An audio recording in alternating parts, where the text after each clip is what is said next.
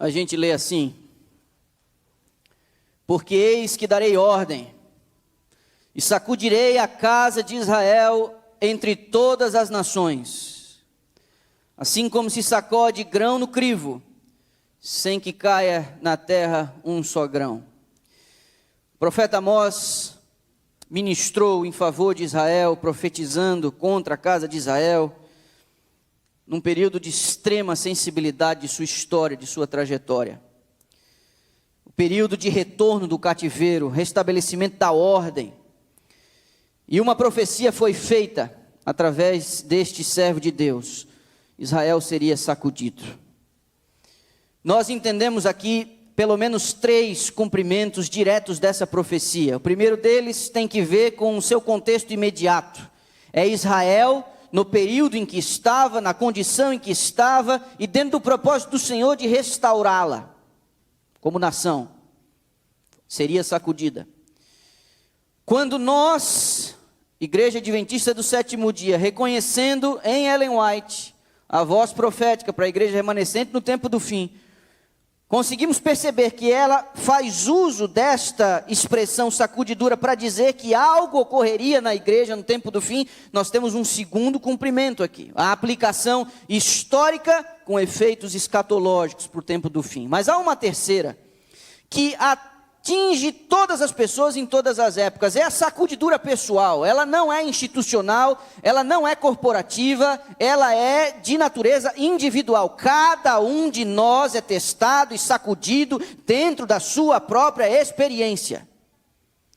Tão certo quanto é o cumprimento da chuva serôdia, o derramamento do Espírito Santo como sendo algo pessoal, sacudidura também é. E o mais incrível é que elas acontecem simultaneamente. Simultaneamente, enquanto Deus derrama o seu Espírito sobre a igreja, Ele a sacode. Aqui há um detalhe no texto bíblico, que aquilo que presta não será perdido. Tão certo é aqui. Não cai um grão sequer no chão, porque quem manuseia a peneira, jogando para cima, para que o vento espalhe, leve a palha e apenas deixe o grão que é pesado ali naquele elemento, quem faz esse movimento, quem manuseia esse instrumento é o próprio Deus, e Ele não permitiria que nenhum só grão se perdesse. O que presta fica e o que não presta sai. Essa é o símbolo que está por trás disso que nós chamamos de sacudidura. Jesus Cristo mais tarde se pronuncia usando os elementos da agricultura. E há uma forte conexão entre as duas coisas. O campo é o mundo. Ele dá a explicação da parábola do semeador. A boa semente são os filhos do reino e o joio são os filhos do maligno. E não podia ser mais clara a expressão de Jesus. O inimigo que o semeou, está falando do joio, é o diabo. E a ceifa é o fim do mundo. E os ceifeiros são os anjos. Assim como o joio é colhido e queimado no fogo, assim será na consumação deste século. Eu vou dizer a você, não há aqui nenhuma tentativa de dourar a pílula, de aliviar a mensagem. Aqui não há nenhuma tentativa da parte de Cristo de suavizar a coisa. Ele está apresentando de forma clara, de forma evidente, o que nos serve de alerta. Eu queria dizer a você que há uma necessidade por parte da igreja de se preparar para esse tempo. Observe, e nós vamos utilizar aqui muitas referências. Eu posso dar isso aqui a você, disponibilizar esse arquivo, fica à sua disposição. Se você quiser tomar nota, as referências sempre estão ali na parte de baixo. Olha o que a senhora White diz, e olha como ela se expressa. Quase todos os que professam crer na verdade presente, ela está dizendo, quem aguarda o retorno de Jesus Cristo, aqueles que aceitaram a mensagem bíblica de salvação, ela diz que quase todos os que professam crer na verdade presente não se acham preparados para compreender a obra de preparação para este tempo. Olha, se ela faz o alerta de que quase todos estão despreparados, é meu dever como pastor da igreja preparar você para esse tempo. Eu já tive uma visão muito mais romântica do meu ministério, eu já tive uma visão muito mais romântica da minha atividade ministerial. Eu entrei nisso sem saber direito o que vinha pela frente. Eu por muito tempo imaginei que seria possível, fazendo todas as coisas direitinho, apertando todos os botões, seguindo as orientações. Eu em algum momento realmente acreditei que poderia haver uma igreja extraordinariamente perfeita, mas tenho acumulado ao longo dos anos uma série de episódios que me fazem pensar os dramas vividos por Jesus em seu ministério, dos profetas em Israel, serão os mesmos enfrentados por todos aqueles que se filiam para liderar o povo de Deus em sua caminhada. De fato, a obra do ministro, do servo de Deus, é criar um ambiente adequado para que os fiéis filhos de Deus desenvolvam-se na fé, mas isso não é possível de forma plena, corporativa, total. No fim das contas, cada um acaba decidindo e é árbitro do seu próprio destino. Mas é meu dever preparar a minha igreja, aquela que está no momento sob os meus cuidados.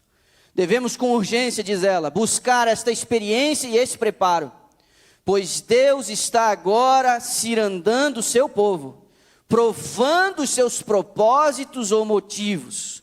Muitos serão apenas palha, não trigo, pois não haverá valor neles. Cirandando, provando os propósitos e motivos. O último sermão que eu preguei, eu falei da espada que divide as juntas e medulas, que divide a alma e o espírito. É a própria palavra de Deus que faz essa obra da prova dos motivos e dos propósitos do coração. E ela diz: vem uma tempestade implacável em sua fúria.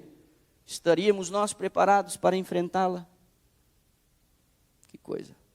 Pois bem, estamos falando da sacudidura, estamos dizendo que é o Senhor quem faz o manuseio do instrumento, estamos dizendo que inevitavelmente joio e trigo vão juntos e misturados até o final, de que há um processo de seleção que é efetuado diretamente pelo Senhor.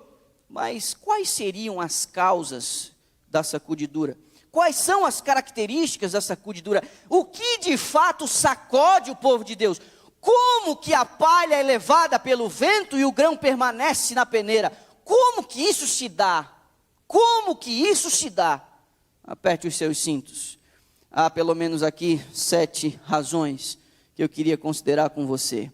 A primeira delas é resistência à mensagem de Laodiceia. Você conhece? São os que ouvem a advertência feita à igreja de Laodiceia, mas que não dão bola para ela. Que advertência é essa? Conheço as tuas obras.